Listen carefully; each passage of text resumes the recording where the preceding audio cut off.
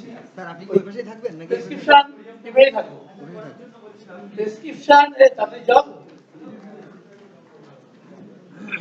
প্রেসক্রিপশনেরও তিনটে ভাগ আছে। আবার বলছি অ্যাডমিনিস্ট্রেশন মেডিসিনের যেমন তিনটে চেন আছে, ঠিক তেমনি টাকা বেশি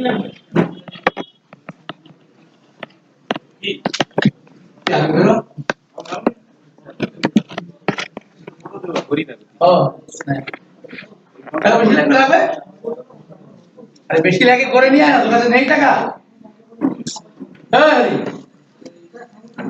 এই ক্লাসে কি হচ্ছে 32 টাকা। ওরে বাবা চলে করতে হবে না, আমি পর দিন দেবো। চলে চলে করতে হবে না। কি বলছিলাম তিনটে চেন আছে, যেমন অ্যাডমিনিস্ট্রেশন মেডিসিনের তেমন প্রেসক্রিপশনের তিনটে ধারা আছে। একটা হলো ফিলোসফিক্যাল প্রেসক্রিপশন,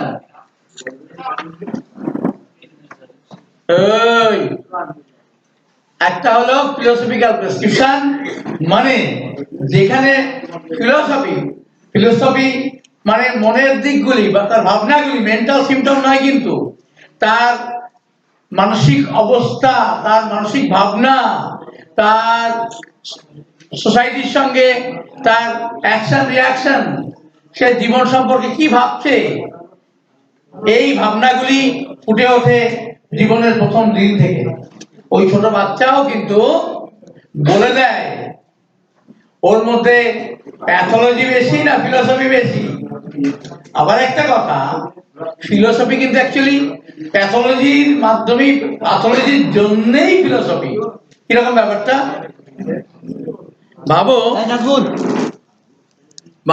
আমার মা তো ক্যান্সারে মারাই গেছেন, আমার বাবা 3বার স্ট্রোক হয়ে গেছে, এর দুটোই হলো টিউবারকুলোসিস। এগুলো কিন্তু গল্প বলছি না, ঠিক বলছি।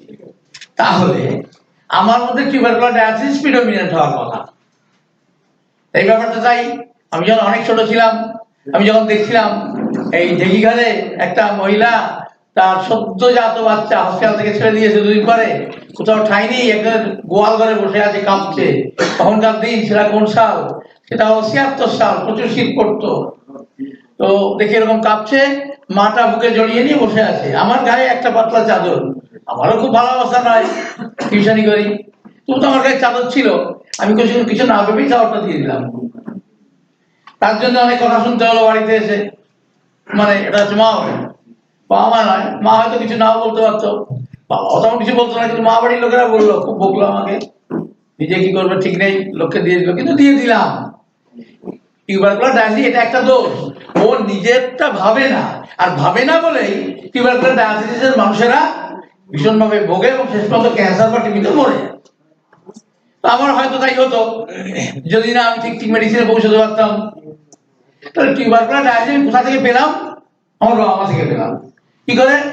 বাবা স্ট্রোক করেছে সিভিএ 3বার, মায়ের ক্যান্সার, তাহলে দুটোই টিউবারকুলোসিস। ফলে আমার ক্ষেত্রে যে টিউবারকুলোসিস প্রিডমিনেন্ট হবে তাতে তো সন্দেহ নাই, হলো তাই। আবার অন্যদিকে আমার মধ্যে ক্রিয়েটিভিটি আছে, আমি এত লিখি, আমি তো ভাবি নতুন নতুন ভাবনা, পৃথিবীতে যা কেউ ভাবেনি আমি ভাবি, এটাও কিন্তু টিউবারকুলোসিস। তো এই যে আমি যে সেদিন গায়ের চাদর খুলেছিলাম, সেটাও কিন্তু টিউবারকুলোসিসের জন্য। মানে আমার ফিলোসফিটা কোথা থেকে এসেছিল? প্যাথোলজি থেকে। কথাটা বোঝা গেল না তো? আমি যে সেদিন চাদর খুলে দিয়ে দিয়েছিলাম ওই ঠান্ডার মধ্যে, আমি কি গায়ে দেবো ঠিক নেই, এইটা এসেছিল কোথা থেকে? বাবা মায়ের মধ্যে থাকা প্যাথোলজি থেকে। এটুকু বোঝা গেল না? বাবা মায়ের মধ্যে কি প্যাথোলজি? বাবার মধ্যে স্ট্রোক সিভিএ, টিউবারকুলোসিস, মায়ের ক্যান্সার, মারা গেছেন, টিউবারকুলোসিস। তাহলে আমি সেই বাবা মায়ের সন্তান, আমার মধ্যে টিউবারকুলোসিস হবেই। আমার আবার 2 বোন শ্বাসকষ্টে কষ্ট পেত, তাহলে তো সময় টিউবারকুলোসিস। তো আমার মধ্যে টিউবারকুলোসিস প্রিডমিনেন্ট থাকার জন্য আনন্দ ঘুমিয়ে গেছিস। ঘুমিয়ে গেছিলি? আচ্ছা, তো যাই হোক। আচ্ছা, তো আমার এই দর্শন, আমার এই মনোভাব যে আমি মানুষের কষ্ট দেখতে পারি না, এটা কিন্তু লক্ষণ নয়, এটা দর্শন। আমি দেখতে পারি না, তো দেখতে পারি না, তার জন্য কি করবো? আমার দুটো থাকলে একটা দিতাম, আমার কাছে তো একটাই আছে, দেবো কেন? টিউবারকুলার ডায়ালিসিস যেখানে প্রিডমিনেন্ট, সেখানে কিন্তু এটাই হয়, সব মানুষের ক্ষেত্রেই হয়। তো আমি বলতে যাচ্ছিলাম কি, যে প্রেসক্রিপশনের ধারা, একটা ধারা হলো ফিলোসফিক্যাল প্রেসক্রিপশন, সে হচ্ছে তাৎক্ষণিক ফিলোসফি। তাৎক্ষণিক ফিলোসফি মানে সেই ফিলোসফিটা অত বেশি প্যাথোলজি ওরিয়েন্টেড নয়। এদের বাড়িতে কারো এরকম কিছু নেই, কিন্তু লোকটা ঘুরে বেড়াতে ভালোবাসে, একটা তো মানুষকে দেয়ও বটে, বোঝা আছে। কল্পনাটা হ্যাভি, বন্ধুর সঙ্গে খুব ভাব ছিল, ভাই বোন থেকেও বন্ধু, বাবা মা থেকেও বন্ধু, এটা একটা দিক। এই যে দিকগুলি, এটা কিন্তু, এগুলো কি বললাম, বন্ধুর সঙ্গে বেশি ভাব, বাড়ির লোকের যত ভাব নেই, এটা কিন্তু অ্যাকচুয়ালি টিউবারকুলার ডায়ালিসিসের ফিলসফি। তো এই যে টিউবারকুলার ডায়ালিসিস যদি ছিল, এখন ঠিক অত নেই। হ্যাঁ, আমি আগে কিন্তু বন্ধু ছাড়া জানতামই না, এখন কিন্তু সংসার করছি, বউ বাচ্চা ভালো কিভাবে থাকে দেখছি। এই যে ফিলোসফিটা কিন্তু এখানে যে প্রেসক্রিপশন হয়, সেই প্রেসক্রিপশনের নাম কিন্তু ফিলোসফিক্যাল প্রেসক্রিপশনই হবে। কিন্তু এই যে আমার ওই যে মানসিকতা, সেটা সেদিনও ছিল, আজও আছে।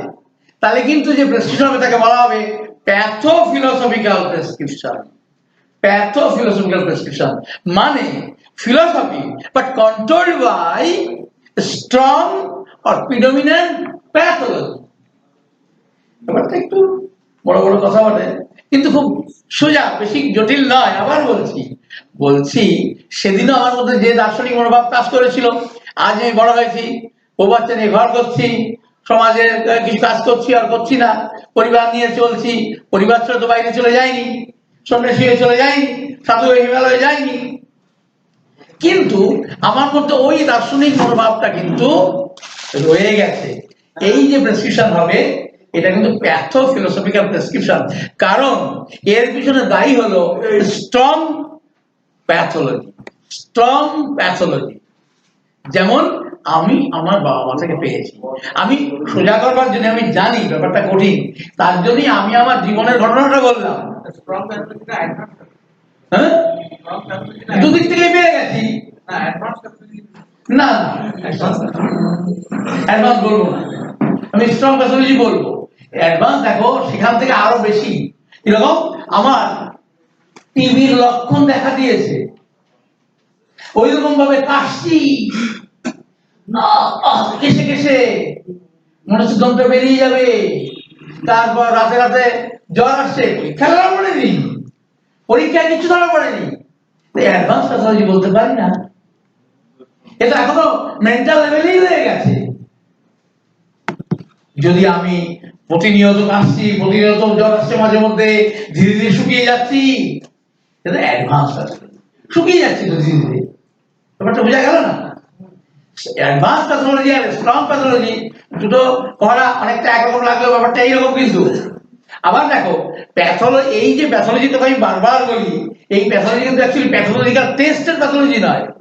ডিকশনারিতে আছে এই প্যাথোলজি হলো সামথিং অ্যাবনর্মাল, যেটা উঠে এসেছে মানুষটির মধ্যে থাকা 6টা ট্রু ডিজিজ থেকে যে অবস্থা তৈরি হয়েছে, সেটা প্যাথোলজি। রিপোর্ট ধরা পড়বে না, আমাকে তুমি রিপোর্ট যতই করাও না কেন, তুমি কিছুতেই পজিটিভ পাবে না, টিভির কিচ্ছু পাবে না।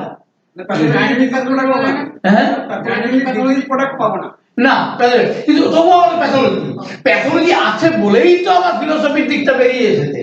আমি তো একটা চাদরি খুলে দিলাম, এটা কি? এটা তো প্যাথোলজি। এই ফিলোসফিটা কিন্তু অ্যাকচুয়ালি প্যাথোলজি ওরিয়েন্টেড ফিলোসফি। এনজিওপ্লাস্টির ক্ষেত্রে ডোজটা কি হয়? এনজিওপ্লাস্টির ক্ষেত্রে ডোজটা তখন বলতে বললাম না, এই বছর সঙ্গে তো হলো না, তাহলে একটু পরে বলবো, আবার বলবে। স্যার বললেন না তো, 3টে বেরিয়ে যাবে, তাই বললে হাই, কত বাজে এখন? 3টে বেরিয়ে যাবে তো। আচ্ছা ঠিক আছে, তো 3টের আগেই বলে দিচ্ছি, 5 মিনিট 2 মিনিট লাগবে, আমি এই প্রশ্নটা শেষ করি। তাহলে কোন মানুষের মানসিকতা, যেমন ছোটবেলায় কি করতো, 2 ভাই বোন, ও বোনকে না দিয়ে নিজে নিজেই খেয়ে নিত নিত নিত। ওমা সবাই বললো বড় হলে ঠিক হয়ে যাবে, ঠিক হয়ে যাওয়ার কথাই তো ছিল, কারণ আমরা তো জানি সিভিলিয়াম কিরকম হয়, প্রথম জীবনে স্বার্থপর, তারপরে ভালো হয়ে যায়। ওষুধ দাও আর না দাও, একে ওষুধ দিয়েও কিছু করা যাচ্ছে না, ও স্বার্থপরই রয়ে গেছে, কাউকে দেয় না, শুধু নিজে বড় হলো বউকে মুখে করে নিয়ে চলে গেল, বাবা মায়ের কথা ভাবলোই না। স্ট্রং প্যাথোলজি দেখলে, ফিলোসফি স্ট্রং প্যাথোলজি ওরিয়েন্টেড। তখন স্বার্থপর ছিল, সিভিলিয়ানের নিয়ম অনুযায়ী পরে ভালো হয়ে যাওয়ার কথা ছিল, হলো পরে। আরে বোকা, সরিনাম ওই অর্থ হয় না, স্বার্থপর ওরকম নয়। সরিনাম যদি ওইটা আমি আগে বলেও থাকি ভুল ছিল, ওটা চেঞ্জটা কি রকম হলো, ক্যাজুয়ালি চেঞ্জ হয়নি। তোমার বেসিক নলেজটা কি সরিনাম সম্পর্কে, ক্যাজুয়াল, ওইটা চেঞ্জ হয়। কারণ কি, মানুষ ছোটবেলায় একরকম থাকে, বড় হলে একরকম হয়, বউ বাচ্চা হলে একরকম হয়। ওমা সেদিনও ন্যাংটো আজও ন্যাংটো। এটা কিন্তু স্ট্রং, একে বলা হয় স্ট্রং প্যাথোলজি। এদের ক্ষেত্রে প্রেসক্রিপশন হবে প্যাথোফিলোসফিক্যাল প্রেসক্রিপশন, এদের প্রেসক্রিপশন বলা হয় প্যাথোফিলোসফিক্যাল প্রেসক্রিপশন। যেমন ভাবো মেডোরিনাম, ভাবো থুজা, এরা ফ্যামিলি ওরিয়েন্টেড ছিল, ঠিক আছে, মায়ের নেওয়াটা ছিল বাচ্চা। এখন হাইড্রোফোবিনাম নেওয়াটা হয়, হাইড্রোফোবিনাম হলো টেন্ডারি লাগানো হাইড্রোফোবিনাম।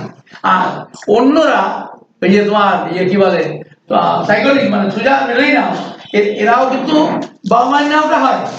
বাবা যেখানে যাচ্ছে সেখানে যাচ্ছে, মা যেখানে সেখানে যাচ্ছে, তারপরে মা বললো আমি একটু বাথরুমে যাবো, তুমি এখানে বসো, ও বসে থাকবে। হাইড্রোফোবিনাম বললো না, বলবো আমি তোমার সঙ্গে যাবো, ওরা হাইড্রোফোবিনাম। তাহলে এই যে ব্যাপারগুলি আছে, এত অনেক কথা আমি ওনাকে ছেড়ে দিয়ে নিই।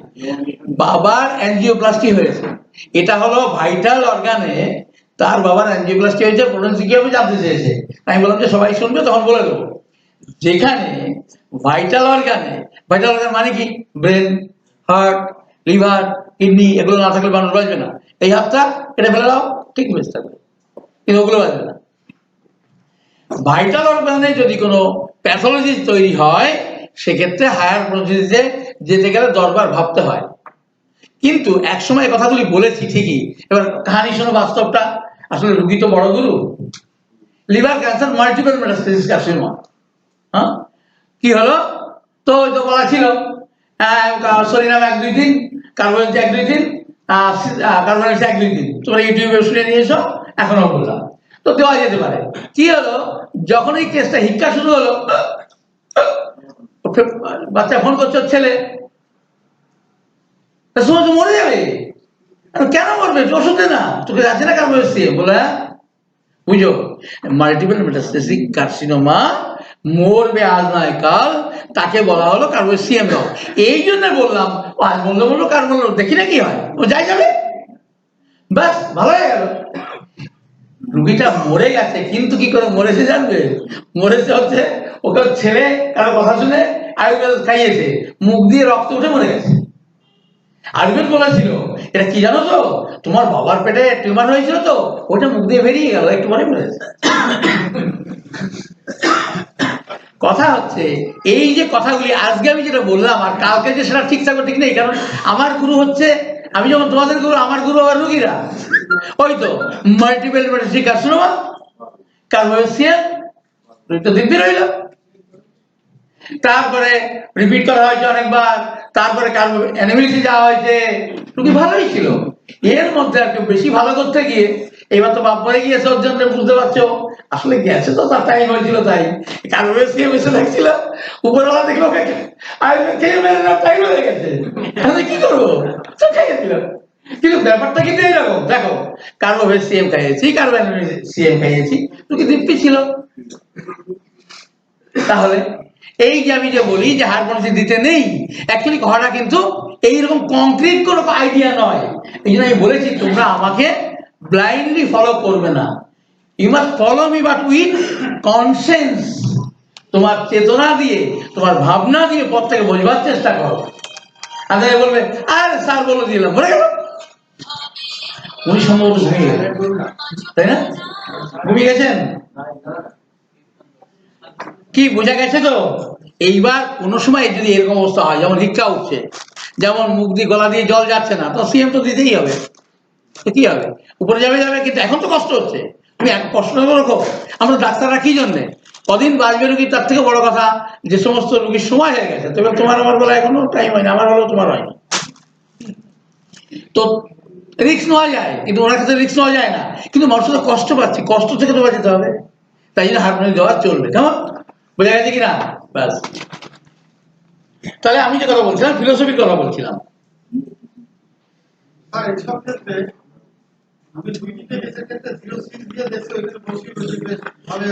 তুই শুনিস নি একটু একজন বলেছে স্যার জোশী দিচ্ছি কমছে না, এগুলো কি আমরা গালাগালি করলাম। আচ্ছা ওই যে আমার তো এখন অনেক কথা, ক্যান্সারের ক্ষতটা শুকিয়ে দিয়েছো কে জানো? ক্যান্সারের ক্ষত কে? হ্যালো। আচ্ছা আর হচ্ছে এমন তুই যেন কি বলে তুই বলেছিলি পালিয়ে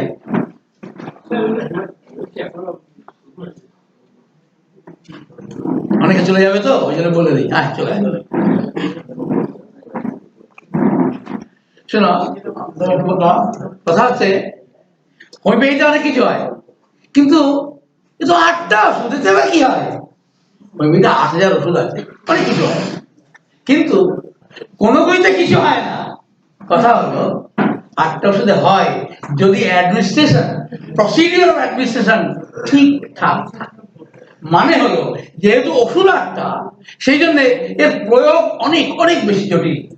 এগুলো অসম্ভব কিছু নয়, শুধু ভাবনা। নিজেরা যে সুস্থ হওয়া ওষুধ খেয়ে তা দেখবে তোমার 6 সেন্স গ্লো করেছে। আর স্যার ফালতু স্যার এই কথা বলেই তো ফাটিয়ে দিলাম আমি। বললো হাটের রোগীকে দিস না, এই তো আমি দিয়ে দিলাম, রোগী তো ভালো আছে, এখন পরীক্ষা করে দেখলাম সব নেগেটিভ হয়ে গেছে, সব ঠিক। কিন্তু কথা হলো প্রসিডিউর অফ অ্যাডমিনিস্ট্রেশন যেন ঠিকঠাক থাকে। এই প্রসিডিউর অফ অ্যাডমিনিস্ট্রেশন ঠিক ছিল বলে তোমরা এখন দেখতে পাবে না, এটা আমাকে দিয়ে দেবে, ম্যাগাজিনে বেরোবে। দাও, এত বড় একটা ক্ষত, ব্রেস্টে ক্যান্সার হয়ে ব্রেস্ট পেটে বেরিয়ে এসেছে, এত বড় ক্ষত, সেটা 1 মাসের মধ্যে দেখতে পাবে না। ওটা তোমরা কি দেখতে পাচ্ছ কিছু? ও ভাই দেখো কত বড় ক্ষত, দেখেছো কত বড় ক্ষত, এত বড় ক্ষত। তুমি কি কদিন পরে কমেছে? মাসখানেকের মধ্যে ক্ষতটাও কত 1/3 আর 1/4 হয়ে গেছে। অত বড় ন্যাকড়া যেত, তাহলে কত বড় ইয়ে ছিল। মানে কথা আছে না, তুমি কি করেছিলে বলো একটুখানি? ওই যখন যন্ত্রণা নিয়ে এলো স্যার, হ্যাঁ ভাই, যখন এসেছিল প্রথমে প্রচুর যন্ত্রণা এসেছিল, স্তনটা পুরো শক্ত ইটের মতো ছিল। আমার চিন্তা ভাবনায় কারণে সেম নিয়েছিলাম, দেওয়ার পর 3-4 দিনের মধ্যে সেটা ফেটে যায়। ফেটে যাওয়ার পরে পরিরক্ত শুরু করে, প্রচুর যন্ত্রণা শুরু করে, ওই কারণে সেম চালিয়েছি। আবার পরবর্তীকালে ওই কারণে সেম চিন্তা করে আবার ধরে পারতে পারে, দেখি কারণে আবার অনেক আমি চলে এসেছি। তারপর অনেক আসার পরে এখন অনেক চালিয়েছি, চালানোর পরে আস্তে আস্তে যখন ছোট হতে শুরু করলো, ওই অনেকও দেখেছি, ওই জিরোয়ন দেখেছি। আচ্ছা, এবার লাস্টে যে চিন্তা ভাবনা করে শক্ত করে আছে না, কারণ এদিকে জিরোয়ন কি দিচ্ছ? কারণ এদিকে জিরোয়ন, আচ্ছা তারপর ওই জিরোয়ন চলছে চলছে। এখন সবসময় আপনার কি হয়েছে? অনেকটা কমে। আচ্ছা, থ্যাঙ্কস এ লট। কথা হলো সেই কার্বোমিল আর কার্বোমিল না, এইবার দেখুন কতটা ছোট হয়ে যাবে। হ্যাঁ আমি দেখেছি, তোমরা দেখে নাও কত ছোট হয়ে গেছে, কত বড় ক্ষতটা। এই যে কথাটা ঠিক আছে, সেকেন্ড পজিশন কথা হলো কি ছিল কার্বোমিল আর কার্বোমিলিসে, অত বড় ক্যান্সারটা কেটে গিয়ে বেরিয়ে গিয়ে তা আবার শুকিয়ে ছোট হয়ে গেল। দেখো দেখেছি ভয়তে পালিয়েছ, দেখো এইটুকু হয়ে গেছে। তখন কত বড় দেখলে, কত বড় গর্ত দেখলে, দেখো না গর্ত নেই, আর ইয়েটাও ছোট হয়ে গেছে। ব্ল্যাক হোল ছিল, হ্যাঁ একটা ব্ল্যাক হোল ছিল, ব্ল্যাক হোল ছিল। কথা হলো তাহলে একবার ভেবে দেখো, 8টা ওষুধ শুধুমাত্র অ্যাডমিনিস্ট্রেশন, আর কিছু নয়। অ্যাডমিনিস্ট্রেশন মেডিসিন যদি ঠিকঠাক থাকে এবং সাইন্টিফিক ওয়ে তাকে ইউজ করা যায়, ইউ ক্যান ডু এনিথিং। যে একসময় আমাদের বদনাম ছিল এছাড়া হোমিওপ্যাথের বাচ্চা, সে বলবে 3 বার নমস্কার ঠুকবে পায়ে এসে, এই হোমিওপ্যাথের বাচ্চাই কিন্তু আমার বউটাকে ফিরিয়ে দিয়েছে, আমার বাচ্চাগুলি কাছে মাকে ফিরিয়ে দিয়েছে। হ্যাঁ, ক্যান্সারটা দেখুন, ক্যান্সারের ওই যে ছবিটা তুমি তুমি এই ছবিগুলো কখন দেবে? জায়গাকে দিয়ে দিচ্ছি। আর জাহিদকে দিলে কি হবে? ও তো ইউটিউবে চলে গেছে, ওটা তো আমার কাছে থাকবে না। তুমি শোনো, স্টুডিওতে গিয়ে শোনো আমি তোমাকে পয়সা দেবো, শোনো স্টুডিওতে গিয়ে বলবে এইগুলো ছবি বার করে দাও, কিন্তু ডেট যেন থাকে, নিচে যেন ডেট থাকে। হ্যাঁ, তুমি আমাকে কুরিয়ার করবে আমার কার্ডে, পিন নাম্বারটা তুমি লিখে নাও। এখানে হচ্ছে না, নিয়ে ফিরে হোয়াটসঅ্যাপ পাঠিয়ে দিয়ে বার করতে পারবো। হ্যাঁ ও এখন বলতে এখন দিয়ে দিচ্ছি, হোয়াটসঅ্যাপ দিয়ে দাও, ছবি দিয়ে দাও তো। না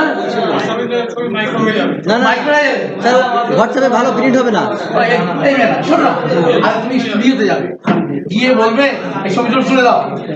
শোনো না, আমার দরকার নেই, ও ইয়েতে করবে, ও আমি কুরিয়ার টাকা দেবো।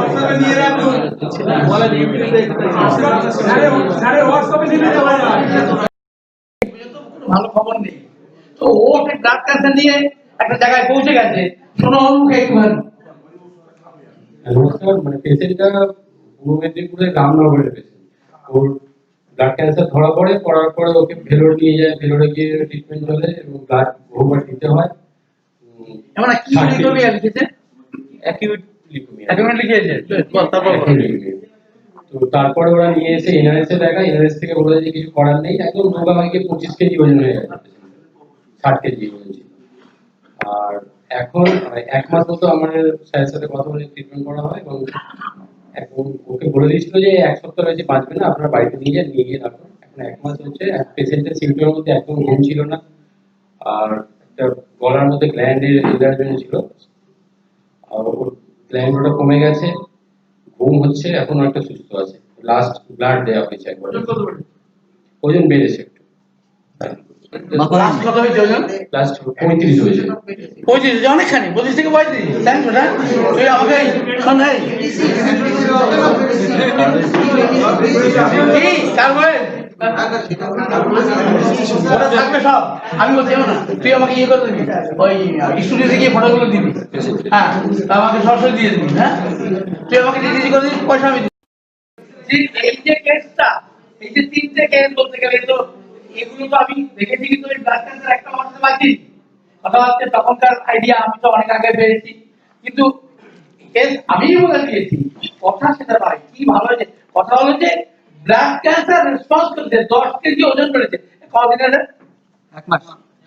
এক মাসে 10 কেজি ওজন বেড়েছে, ঘুম এসেছে, ক্ষুধা এসেছে, তো আর কি চাই? ও কেসটা এখন মারা যাবে না। পোটেন্সি কিন্তু সব ক্ষেত্রে ওই একই নিয়ম মানতে হবে। ও যদি উল্টো পাল্টা বলে তাও করা যাবে না।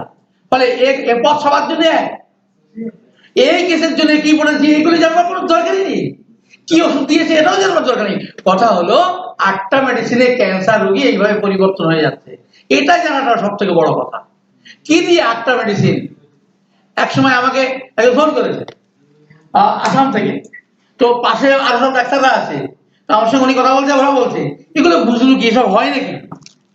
হোমিওপ্যাথটা কোন অন্ধকার জগতে অবস্থান করছেন এটাই ভাবতে হবে।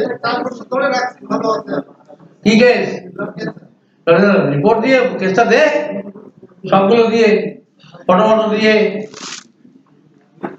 আচ্ছা, তো প্যাথোফিলোসফিক্যাল প্রেসক্রিপশন হচ্ছিল কথা, যে প্যাথোলজিগুলো বদলে যাওয়ার কথা ছিল, যেমন সিবলিনাম বদলে যাওয়ার কথা ছিল, মেডোনিনাম সুজা বদলে যাওয়ার কথা ছিল, এটা বলিনি, শুধু মুখে বলেছিলাম। এই যে দেখো, সুজা মেডো কি ফ্যামিলি ওরিয়েন্টেড, মানে নিজের লোকেদের সঙ্গেই সবকিছু সব সময়। কিন্তু কি হয়, বড় হলে এরা যেমন ছিল মায়ের সঙ্গে, বাবার সঙ্গে, ঠিক তেমন টাইগার বউয়ের সঙ্গে। আর বাবা লোকেরা বলে বউটাই এর মাথাটা খেয়ে নিয়েছে। কিন্তু সুজা মেডো যদি বড় হওয়ার পরও ওই মানসিকতা থাকে, তুমি কাজে যাও, আগে আমার বাপ মা, তারপর তুমি আমাকে পেলে কোথায়? ও মা, তো বউটাকে তুই অযত্ন করবি কেন? অ্যাকচুয়ালি ও তো অসুস্থ না। তাহলে কি হলো, ও তখনও সুজা ছিল, এখনো সুজা আছে, ও তখনও মেডো ছিল, এখনো মেডো আছে। এই যে ব্যাপারটা, এটা হলো, এর জন্য বলা হয় প্যাথোফিলোসফিক্যাল প্রেসক্রিপশন। মানে দর্শনের প্রত্যেকটা দাগের দর্শনের নির্দিষ্ট গতিবিধি আছে। যেমন সিভিলিনাম আগে খারাপ পরে ভালো, বদলায়। তারপর তুজা আগে ভালো পরে খারাপ, মেডো আগে ভালো পরে খারাপ, বদলায়নি। তখন ছিল 6 বছর, এখন 60 বছর, একই রয়ে গেছে। এদের যে প্রেসক্রিপশন হয় সেটা হলো প্যাথোফিলোসফিক্যাল প্রেসক্রিপশন। এদের প্রেসক্রিপশনে ফার্স্ট প্রেসক্রিপশনে কিন্তু ওগুলো আসতে পারে, সিভিলাম আসতে পারে, টুজা আসতে পারে, মেডো আসতে পারে। আমাকে একটা স্যার জিজ্ঞেস করো, স্যার টুজা মেডো কি প্রথম প্রেসক্রিপশন আসবে না? This is the high time for prescribing Sibilinum as first prescription for Thuja and Medo like this. সব ক্ষেত্রেই আমরা ওই কার্বোবেস, কার্বোনিমিলিস, তারপর ড্রসেরা, এই সবগুলি ছাড়া আরেকটা কথা, ওখানে যে লেখা ছিল না সিবিসিএস সরিনাম, ড্রসেরা সিবিলিনাম সরিনাম, এই সরিনাম আর ফার্স্ট সরিনাম কিন্তু এক নয়। এই সরিনাম কখন ব্যবহার হয়? যখন মেডো কার্বোবেস, কার্বোনিমিস কাজ করেনি, ড্রসেরা সিবিলিনাম কাজ করলো, সেই সরিনাম। আর আমি এখন যে সরিনাম বললাম সেদিনও ছিল ওইরকম ভবঘুরে, কোনোদিন খেয়াল ছিল না, ছোট ছিল হতেই পারে, কিন্তু এখন তোর বাপ্পা বিয়ে দিয়ে দিল, ঘর ঘুরো করবে বলে। আগে ছিল বাদ দিকে মন, এই ঘুরে বেড়াচ্ছে। তো এখন ও তো বিয়ে দিয়ে দিল, ভাবলো বদলাবে, বদলালো না। আর বাবা মা বললো বাচ্চা হলে বদলাবে, বউকে বললো যাতে করে তাদের বাচ্চা হয় তার ব্যবস্থা করো। বাচ্চা হলো একটা জায়গা দুটো, লোকটা যেমন ছিল তেমন হয়ে গেল। তখন যে প্রেসক্রিপশন ওটা প্যাথোফিলোসফিক্যাল প্রেসক্রিপশন, আর তখনকার প্রেসক্রিপশন হলো সরিনাম। ফলে তোমার ব্যাপারটা কিন্তু খুব কঠিন নয়, আমি যথেষ্ট সোজা করে বলবার চেষ্টা করেছি। সরিনামের দুই রকম ব্যবহার, একটা হলো বিনাম স্টেট ভাইটাল ফোর্সেস, তখন সরিনাম, আর একটা হলো active psorinum pathology, active from beginning to end. আরে বলে তো গেল, এ তো হয় না বলেই তো ইয়ে হয় না সাধারণত, ও তার জন্যই সরিনাম। ক্যাজুয়াল ছিল, ক্যাজুয়ালি হয়ে গেল, সিরিয়াস যে হয়ে যায় সেটা সিভিলার হয়ে গেল। হ্যাঁ, ও সেটা লেখা আছে ইন দা আনজাস্টিফাইড ক্যালকুলেশন। কিরকম? এই ব্যবসাটা আমাকে দিতেই হবে, হোলসেল ডিলারশিপ, এইবার আমাকে পাস করতেই হবে। না, খুব কষ্ট করে পাস করলো যেই আবার যাতেই হয়ে গেল। কিন্তু ওগুলো খুব রেয়ার, সেই জন্য ওর তো গুরুত্ব নেই। কিন্তু যেহেতু ফিলোসফিটা আমি পেয়েছি ওইটা, যে ওরা কখনো কখনো এরকম ভাবে সিরিয়াস হয়ে যায়, বিশেষ বিশেষ, তবে সেই সিরিয়াস আনজাস্টিফাই, রিজনেবল নয়, ইরিজনেবল। সেই জন্য ওর ওই সিরিয়াস কোনো দাম নেই, নিতে হবে নেওয়া হয়ে গেল, আবার যাতাই হয়ে গেল।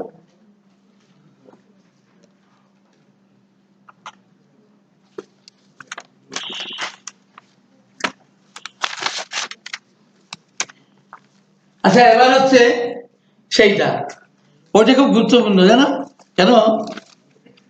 তুমি বুঝবে কেমন করে যে ও হেলদি, সত্যি সত্যি হেলদি না অ্যাপারেন্টলি হেলদি? অ্যাপারেন্টলি সত্যি হেলদি বলতে কিছু হয় না, তবে অ্যাপারেন্টলি হেলদি হয়। তো অ্যাপারেন্টলি হেলদি ঠিক কথা, কিন্তু সেই অ্যাপারেন্টলি হেলদি কোন ড্রাগের, কোন মেডিসিনের অ্যাপারেন্টলি হেলদি, সেটা আমরা কি করে বুঝবো? আজ আমার ঘরে একটা বাচ্চা জন্ম নিল, আমার নাতি হোক বা আমার ভাইয়ের ঘরে জন্ম নিল বা আমার প্রতিবেশী ঘরে জন্ম নিল, কখন জন্মেছে? একটু আগে জন্মেছে। এ কোন ট্রু ডিজিজ, কথা বলছি, কথা আসছে দিক থেকে, কোন ট্রু ডিজিজ ও নিয়ে এলো, কি করে জানবো? ছোট বাচ্চা, কেন? ওকে জন্ম দিয়েছে কে? ওর বাবা দিয়েছে তো। ওর বাবাকে জন্ম দিয়েছে কে? তাদের বাবা। তাদের জন্ম দিয়েছে কে? তাদের বাবা। আমরা কিন্তু খুব সহজেই পেতে পারি ছোট বাচ্চাদের ক্ষেত্রে, যদি তারা বেঁচে থাকে। ব্যতিক্রমী কেসগুলো পাওয়া যায় না, আমাদের কিছু এসে যায় না। আমরা একটা মানুষের কথা থেকে যেমন বলে ধরে নিই যে এই যে মানুষটি বসে আছে আমার কাছে, তার বয়স 65 বছর, ছোটবেলায় বাপ মা কেউ দেখেনি, মানে বোঝা গেল বাপ মা যেখানে থাক না কেন ওকে অ্যাডাপ্ট করা হয়েছিল, সেক্ষেত্রে বাবা মা তো পাবোই না। তখন কি হবে? তখনও অঙ্ক আছে, আমাদের চ্যাপ্টারে লেখা আছে কেমন করে এদের কথা বার করতে হয়, কি জীবন দর্শন নিয়ে এসেছে, সেই জীবন দর্শনের খোঁজ পেলেই বোঝা যায় কোন কোন ট্রু ডিজিজ কি অবস্থায় আছে, কোনটা মোস্ট প্রিডমিনেন্ট, কোনটা মোর প্রিডমিনেন্ট, কোনটা প্রিডমিনেন্ট। এই হিসাব আমরা একটা মানুষের সঙ্গে গল্প করতে বসলে করতে পারি। কিন্তু কথা হলো কেস টেকিং বলতে যেটা বোঝায় ক্লাসিক্যাল হোমিওপ্যাথি, সেটা আফটার ইন্টারোগেশন, মানে জিজ্ঞাসা করে আপনার কিছু ভালো লাগে, আপনার মাংস না ডিম,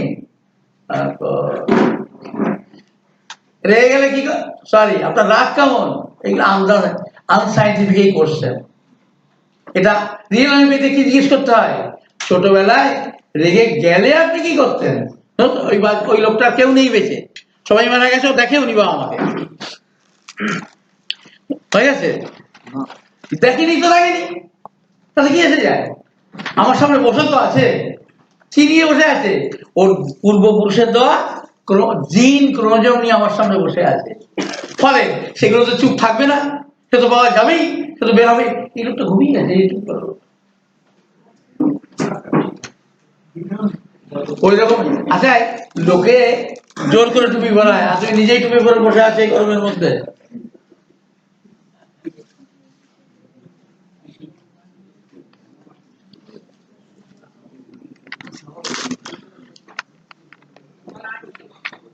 কি বলছিলাম যেন, ট্রু ডিজিজ এই যে বসে আছে, সে তো তার পূর্বপুরুষ ট্রু ডিজিজ নিয়ে বসে আছে, নাই বা থাকলো তার পূর্বপুরুষ আমার সামনে, ও নাই বা বলতে পারলো, কিন্তু ও তো একটা মানুষ, ওর তো অ্যাক্টিভিটি আছে, ওর তো মায়া মমতা আছে, আছে আর নেই, যা হোক একটা কিছু হবে। আমি এরকম একটা কেস ভাবে জিজ্ঞাসা করছি, ইন্টারোগেট করছি আমি, আপনি বলুন, আপনার কথা বলুন, ওই মাথার যন্ত্রণা জানেন, ওষুধ তো খেয়েছেন, খেয়েছি, খেলে তো কমে যায়, আবার যে হয়, পরীক্ষা করেছেন মাথা, করেছি, কি করেছেন এমআরআই, কি ধরা পড়েছে দেখান, কি ধরা পড়ে,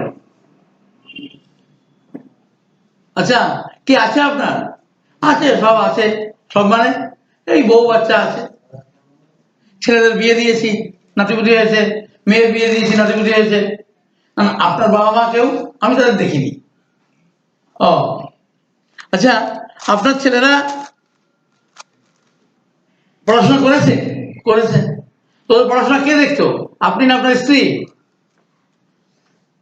বলে আমার স্ত্রী সব দেখে, আমি এত সব নজর দিতে পারি না, আচ্ছা সংসারের ব্যাপারে কার দায়িত্ব, ও সব আমার স্ত্রী, আমি কাজকর্ম করে যা পাই ঘরে ফিরে এসে ওকে দিয়ে দিই, আবার সকালে উঠে কাজে চলে যাই, আমি আর খেয়াল রাখি না, ও কিন্তু সব বলে ফেলবে গো, প্রথমত মাথায় যন্ত্রণা টিউবারকুলার ডায়ালিসিস, দ্বিতীয়ত কোনো খবর রাখে না, কোনোদিনই রাখে না, শরীর প্রিডমিনেন্ট টিউবারকুলার ডায়ালিসিস, আচ্ছা আবার ও কি ফ্যামিলি ওরিয়েন্টেড নয়, কেন বউকে দিয়ে দেয়, ফ্যামিলি ওরিয়েন্টেড নয়, তাহলে তো সুজা ম্যাডাম নয়, তাহলে ও তো কথা দিয়ে সব বলে দিল, আমি জিজ্ঞাসা কি করবো, ও তো গল্প করছিলাম, তোমার সংসারটা কে চালিয়ে দেয়, তোমার বাচ্চাদের পড়াশোনা কে দেখে, লোকে কোনো বোর হবে না এতে, হ্যাঁ ডাক্তার সব জিজ্ঞেস করে, কি জিজ্ঞেস, কিছু জিজ্ঞেস করে, আর ডাক্তার খালি গল্প করে, ওষুধ দিল কি দিল কে জানে, জলের মধ্যে একটু কি দিয়ে দিল, জল না ওষুধ বুঝতেও পারি না, তবে হ্যাঁ আমার মাথায় যন্ত্রণা কিন্তু চলে গেছে জানো, বাস খতম। কথা হলো মানুষের সঙ্গে গল্প করাটা শিখতে হবে, এই গল্প করার ব্যাপারটা বাচ্চাদের ক্ষেত্রে একরকম, তোমার বয়সীদের ক্ষেত্রে একরকম, বয়স্ক মানুষদের ক্ষেত্রে একরকম, গল্প করা জানতে হবে। তো আমি এক কথাই বলি, তুমি রোগীর সঙ্গে প্রেম করা শিখো, প্রেম করা মানে কি, একটা মানুষকে মন থেকে ভালোবাসা, হতে পারে সেম সেক্স, হতে পারে অপোজিট সেক্স, কিন্তু আমি যদি তার আপনজন না হয়ে উঠতে পারি, আমার আচার আচরণ আমার কথাবার্তা দিয়ে, তাহলে কিন্তু তুমি ওর মনের কথা জানতে পারবে না, আর ফিলোসফিক্যাল প্রেসক্রিপশনও হবে না, আর তুমি ভালোও করতে পারবে না। আর যদি তুমি ফিলোসফিটা বুঝতে পারো এই গল্প চলে, এই জন্য ইউটিউব গুলো বারবার শুনতে হবে। আমি কিন্তু সবসময় এইগুলো বলি, যেমন আমি যদি, তাহলে আমি বলতে পেরেছি প্যাথোফিলোসফিক্যাল প্রেসক্রিপশন কোনটা, আর যেক্ষেত্রে দর্শন বদলাবার কথা ছিল কিন্তু বদলায়নি, সেই যে প্রেসক্রিপশন হয় তাকে বলা হয় প্যাথোফিজিওলজিক্যাল প্রেসক্রিপশন। তো আমরা এবার দেখি এক একটা ড্রাগের প্যাথোফিজিওলজিক্যাল প্রেসক্রিপশন। তোর মধ্যে ঘুম পেয়ে যাচ্ছে বলো, ভাবটা এরকম। তুই তো এত আরাম করে বসেছিস, তুমি জানবে এই ভার্টিক্যাল কলাম যদি তুমি হেলিয়ে দাও ব্রেন যাবে না, ওখানে কিন্তু হেলানো আছে, তো উঠবে কেমন করে? কথা হলো তুমি পড়তে বসে এই চেয়ারগুলো অবশ্য পড়াশোনা করার অনুপযুক্ত, চেয়ারগুলো হতো এরকম। তাহলে কি হতো, তোমার মেজর সোজা থাকতো, যা বলতাম সব সোজা ঢুকে যেত। আর কি হচ্ছে, এখান থেকে ঢুকে বানাতে। চলো, তাহলে কি বলছিলাম যে আমরা দেখি কোন ড্রাগের প্যাথোফিজিওলজিক্যাল প্রেসক্রিপশন কি রকম হয়। চলো আগে হাইড্রোফোবিয়ার কাছে যাই। হাইড্রোফোবিয়া প্রথম থেকে নিশ্চয়ই খুব রাগী, সেটা বড় কথা নয়। বড় কথা হলো এ ভীষণ বুদ্ধি রাখে। কিরকম বুদ্ধি শুনো, বাবা বলতে, ছোট বাচ্চা তো, হ্যাঁ বলছি জানেন আপনার বুঝতে কি উন্নতি হয়েছে কি বললো, আমি সেদিন একটু পান খেয়েছি, অনেকদিন খাই না তো খেয়েছি, যেই বাড়ি এসেছি আমাকে মুখে মারলো একটা, ঘাটে উঠে, ছোট বাচ্চা তো ঘাটে উঠে চড় মেরেছে। কেন, তুমি কেন পান খেয়েছো? তুমি জানো না পান খেলে জিভ মোটা হয়ে যায়? ছোট বাচ্চা খাটে উঠে বাবার মুখে চড় মেরেছে। তাহলে এই বুদ্ধি, যদিও টিউবারকুলার ডায়াগনস্টিক ড্রসের দেওয়া আছে, ড্রসেরই চলছে এখন, 06 চলছে আর 2 মাস 3 মাস ধরে, ওই এক আধবার দেয় আর কি। সেই বাচ্চাটা আদ্যপান্ত বদলে গেছে। ওই যে একটু আগে বলেছিলাম না, স্কুলের গাড়ি আসলে ওয়াক করতো, তারপরে যে স্কুলের গাড়ি না যেত বমি করে দিত যাতে করে না পাঠায়। সে এখন রেগুলার স্কুলে যায় ড্রস রাখে। কথা হলো এই ড্রস রাখা কথাটা নয় তো হাইড্রোফোবিয়া হতে পারতো। হাইড্রোফোবিয়া অবশ্য ওর চরিত্রের দুটো দিক বর্তমান। যদি খুব ভালো হয় সারা জীবন খুব ভালো থাকে, আবার যদি খুব খারাপ হয় সারা জীবন খুব খারাপ থাকে। এই খারাপটা খুব বেশি দিন বাঁচে না, কারণ ওর শরীর ভয়ঙ্কর, ওকে দ্রুত শেষ করে দেয়। আর এই খারাপের পিছনে এই সব মেডিসিনের প্যাথোলজি গুলো অ্যাডভান্স, এই যে তোর অ্যাডভান্স প্যাথোলজি, বুঝলি কি না? আরে বাজা ঘুমিয়েছিস, বললাম এটাকে বলা এই হলো অ্যাডভান্স প্যাথোলজি। এই যে হাইড্রোফোবিয়ার কথা বললাম, ও প্রথম থেকেই বদমাস, এরা তাই বেশি দিন বাঁচে না। এগুলো অ্যাডভান্স প্যাথোলজি, এদের মধ্যে প্যাথোলজি এত বেশি ভিটামিন সারাটা জীবন এইভাবে কাটিয়ে দিল, তারপরে অল্প বয়সে ক্যান্সার হয়ে মরে গেল। তো এই অ্যাকচুয়ালি আমরা হাইড্রোফোবিয়ামকে যেভাবে ইউজ করি সাধারণত, ওটা তো আনকমন ক্ষেত্র। কমন ক্ষেত্র হলো এরা ছোট থেকে ভয়ঙ্কর চুপচাপ। আর এই চুপচাপ আর ভয়ঙ্কর কিসের মানে হলো কোনো কিছুতেই ঘুম ভাঙতো না। এর মানে হলো ও ভীষণ কমজোর নিয়ে পৃথিবীতে এসেছিল। তার জন্য কি করতো, কখনো খেলতে যেত না, নিজে নিজে বল খেলতো, রান্নাবাড়ি খেলতো বসে বসে। পুতুলের বিয়ে দিত, ছেলে হয়ে পুতুলের বিয়ে দিত, কারণ ওকে তো খেলতে হবে, তাই বসে বসে এইসব করতো। কখনো যেত, বড় হয়ে মাঠে যেত কিন্তু খেলতো না, বসে বসে দেখতো। ভয়ঙ্কর শান্ত। বাবা বলতো কি ভালো বাচ্চা আমার, কি ভালো বাচ্চা, আমাকে কখনো খেদে বিরক্ত করেনি। খিদে পেলেও কোনোদিন কাঁদেনি, আমি খাইয়ে দিতাম তবে খেত। মুখে মুখের দুধ দিতাম, আমার বুকটা টনটন করে উঠলে আমি তখন ওকে ডেকে তুলে খেতে দিতাম। বিছনা প্রচ্ছাপ করে রাখলেও জাগতো না, ওর মধ্যে ঘুমিয়ে থাকতো। এই সব কথার মানে হলো রেবিস ভাইরাসের জেনেটিক ম্যাটেরিয়াল এতটাই দুর্বল, সরি এতটা পিডব্লিউডি নিয়ে জন্মেছে, ভাইটাল ফোর্স ছিল ভীষণ দুর্বল। এই হলো হাইড্রোফোবিয়া নামের প্যাথোলজিক্যাল ফিলোসফিক্যাল প্রেসক্রিপশন। এটাকে বলা যায় প্যাথোলজিক্যাল, এটা ফিলোসফিক্যাল, চুপচাপ শান্ত তো। কিন্তু এর পিছনে দায়ী কে? এর মধ্যে দায়ী হলো রেবিস ভাইরাসের জেনেটিক ম্যাটেরিয়ালসের উপস্থিতি বাবা অথবা মায়ের মধ্যে বা দুজনের মধ্যে। সেখান থেকে এই সব শিশুটিও ওই রেবিস ভাইরাসের জেনেটিক ম্যাটেরিয়ালস পেয়ে গেছে বলে এই তার আচার আচরণ। এরপর তুজা এবং মেডো একসঙ্গে বলা ভালো। এরা কিন্তু সবসময় ফ্যামিলি ওরিয়েন্টেড। ছোট্ট বয়স থেকে বাবা মা যা বলে তাই শোনে। বাবা মা বসিয়ে রাখবে, ওখানেই বসে থাকবে। রোদে বসিয়ে রেখে গেছিল, বসে আছে। বৃষ্টি এসেছিল, বসে আছে। কি বাধ্য, কি ভালো বাচ্চা। কারণ এরপরেও চরম বদমাশ হবে বলে ও এখন এত ভালো। সেটা নিয়ে আমাদের কিছু বলার নেই। সেটা হলো ওই ট্রু ডিজিজের একটা ডিজিজ ও প্রিডোমিনেন্ট অবস্থা পেয়ে গেছে, ওর মধ্যে অন্য কিছু নেই, সব আছে, সবার মধ্যে সব ট্রু ডিজিজ আছে।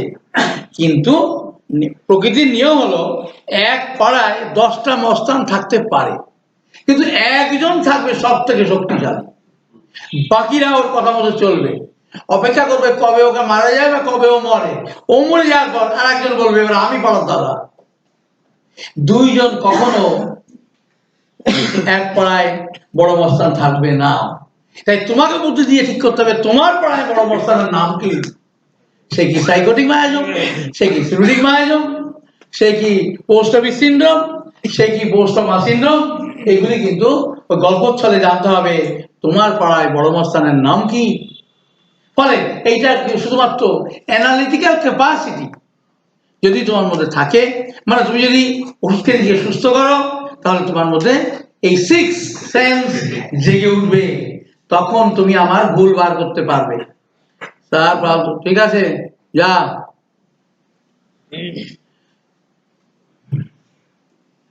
তাহলে কিন্তু সোজা মেয়েটাকে আলাদা করবো, একজন ইন্ট্রোভার্ট একজন এক্সট্রোভার্ট, খুব সোজা। একজন মুখে পর বলে দেয় আর একজন মুখের মধ্যে মনের মধ্যে রেখে দেয়, মানে পেটের মধ্যে রেখে দেয়। আচ্ছা, তাহলে দুটো তিনটে হলো, তিনটে। এরপর হচ্ছে সিফিলিনাম।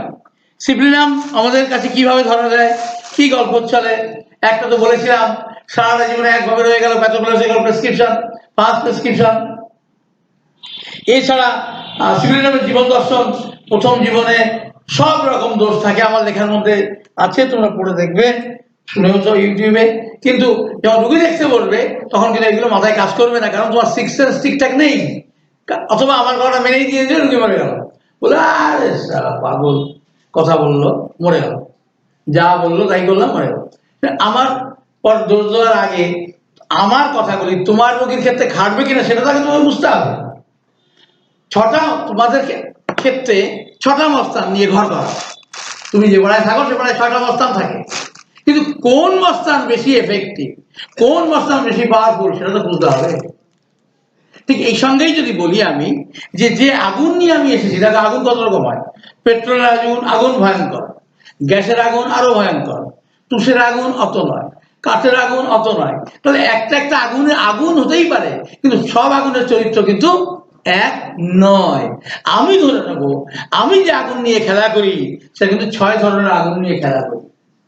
তাই আমাকে জানতে হবে কোন আগুন কিভাবে নেভাতে হবে। যদি তা না বুঝতে পারি কিভাবে নেভাতে হবে, তাহলে কিন্তু আমি ঠিকঠাক জায়গায় ব্যবস্থা করতে পারবো না। আগুন কিন্তু আমার সামনে থেকে চলে গিয়ে অন্য দিক দিয়ে জ্বলে উঠবে।